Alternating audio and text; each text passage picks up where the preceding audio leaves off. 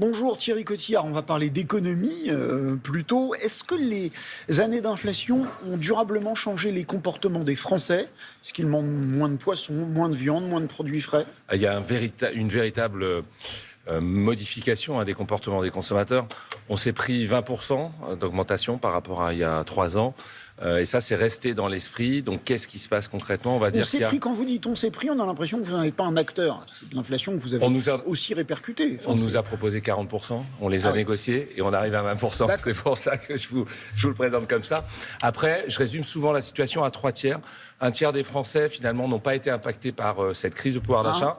Un tiers ont modifié leurs habitudes, c'est-à-dire notamment en achetant des marques de distributeurs qui étaient moins chères. Et puis, vous venez de l'évoquer, un tiers des Français qui déconsomment, qui consomment moins du poisson, de la protéine animale. Et ça, on le ressent évidemment. Et ça représente quand même 20 millions de Français. On le ressent toutes les semaines dans nos intermarchés 20 netto. millions de Français qui mangent moins de viande, moins de poissons. Qui sont en difficulté en fin de mois, tout simplement. Mais dans ce contexte que vous décrivez, les velléités qu'on entend d'éduquer le consommateur, de lui expliquer que la qualité c'est important, etc., ça paraît complètement à côté de la plaque. Oui, mais c'est un combat qu'il ne faut pas lâcher. Vous savez, nous, on est producteurs, on fabrique nos marques de distributeurs. La solution immédiate et le raccourci, ça aurait été de dire on va bourrer nos rayons de premier prix avec des cahiers des charges qui sont beaucoup moins vertueux pour la planète, pour la rémunération de nos agriculteurs. On n'a pas fait ce choix-là et je pense qu'il faut, tenir bon parce que notre mission, je le dis souvent, c'est d'apporter le mieux manger à l'ensemble des Français. Mais les consommateurs continuent quand même, dans la mesure de leurs moyens, à faire attention aux mots fabriqués en France, à la qualité, au Nutri-Score. Tout ça, ça fonctionne ? Ça a eu son apogée il y a quelques années, avant la crise hyperinflationniste. Donc maintenant, ce n'est pas le premier critère. Le premier critère, c'est vraiment le prix. Et on est quand même satisfait que ça, on a une consommation qui est responsable en France. C'est-à-dire que Yuka est utilisé par le consommateur. On fait attention à ce qu'il y a pour sa santé, pour sa nutrition.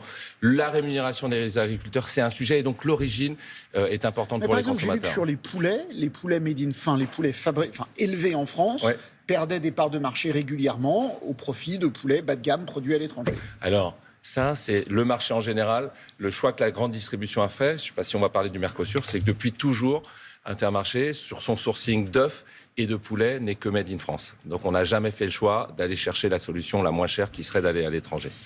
Le Mercosur, on le sait, a été adopté par la Commission. Il devrait être signé au Paraguay pour l'Europe par Ursula von der Leyen samedi. Est-ce que vous aussi, vous êtes contre si des produits issus des pays d'Amérique latine arrive meilleur marché, pour vous, c'est plutôt pas mal. On a pris position, en fait, il y a 1 an, parce qu'on a été sollicité par les fédérations agricoles, et on l'a clairement dit, et je le redis ce matin, on n'achètera pas ces produits-là. On ne les achètera pas pour soutenir la ferme France. On ne le fera pas pour le poulet, comme vous dites, en matière brute, mais on ne le fera pas, on ira un peu plus loin, on ne le fera pas pour acheter le poulet qu'on mettrait dans notre PLA à marque de distributeur. Donc ça, c'est vraiment une position forte. Vous ne ferez pas rentrer de produits issus des 4 pays du Mercosur dans vos supermarchés ? Non, nous ne le ferons pas. Et j'ai envie de vous dire... C'est un engagement ferme. C'est un engagement ferme. Et la semaine dernière, j'étais en conseil d'administration de la FCD, qui est le syndicat de la grande distribution.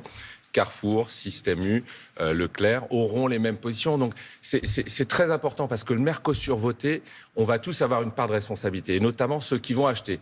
Et pour ce qui est de la grande distribution, c'est quand même 40% des débouchés. Je peux vous assurer que là, on peut rassurer les agriculteurs sur le fait qu'on n'achètera pas ces produits à l'étranger. En revanche, j'ai envie de vous dire que chacun prenne ses responsabilités. Que vont faire les industriels ? On a un programme qui s'appelle Origine Info. Olivia Grégoire, la députée, avait proposé cette mention. Je pense qu'il serait intéressant maintenant de la rendre obligatoire pour que tous les consommateurs français sachent d'où ça vient. Et puis il y a un autre sujet, c'est que nous, on achète pour les consommateurs.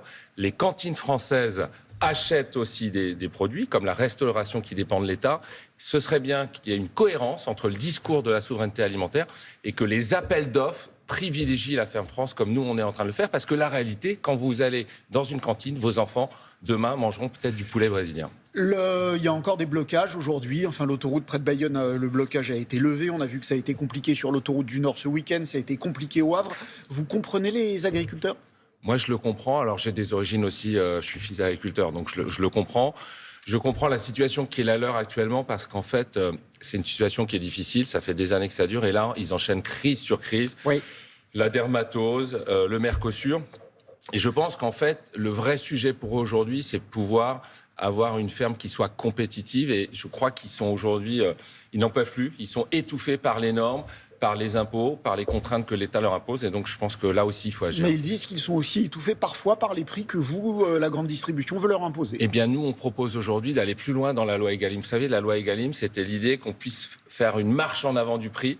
La loi n'a pas été assez loin. Ça veut dire quoi, une marche en avant du prix ? Ça veut dire que lorsqu'on achète un yaourt, que le producteur de yaourt ait bien défini un prix qui soit juste et responsable pour le producteur de lait et que ce tarif nous soit imposé sans qu'on puisse le négocier. Vous y êtes prêt ? On y est prêt. Et on y est prêt, mais il faut aller encore plus loin dans les prochaines lois pour nous l'imposer et pas laisser un flou artistique qui permette aux industriels de finalement pas nous dire à quel prix ils ont acheté le lait aux agriculteurs. Vous êtes chef d'entreprise, vous n'en êtes pas moins citoyen, d'autant que la grande distribution, ça concerne vraiment tous les Français. Les discussions budgétaires ont repris à l'Assemblée. Est-ce que vous faites partie des nombreux chefs d'entreprise qui expliquent qu'il faut baisser les dépenses publiques ? Parce que moins de dépenses publiques, c'est peut-être moins d'argent pour les Français et donc moins de consommation.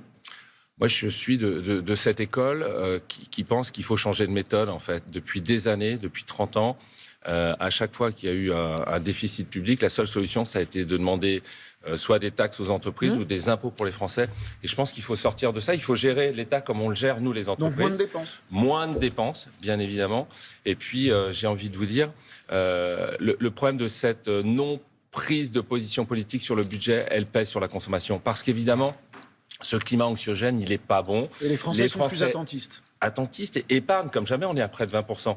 Donc bien évidemment, une consommation qui n'est pas au rendez-vous, c'est la première recette de l'État, la TVA qui n'entre pas, donc c'est vraiment pas le cercle vertueux. Rapidement, parce que théoriquement, on a terminé. Est-ce que vous êtes sensible au message sur plus ? Vous dites, on n'arrête pas de demander de l'argent aux chefs d'entreprise ou aux Français fortunés. Le message sur plus de justice fiscale, que ceux qui ont les moyens payent un petit peu davantage, participent, vous y êtes sensible ? Vous savez, au niveau de la fiscalité, que ce soit pour les ménages ou les entreprises, on est les champions d'Europe. Donc je pense qu'il faut arrêter ça. En tout cas, toutes les nouvelles taxes qui mettent en danger la compétitivité des entreprises, ça n'est pas bon. Ça n'est pas bon pour les employeurs qui ne peuvent pas investir, ça n'est pas bon pour l'emploi.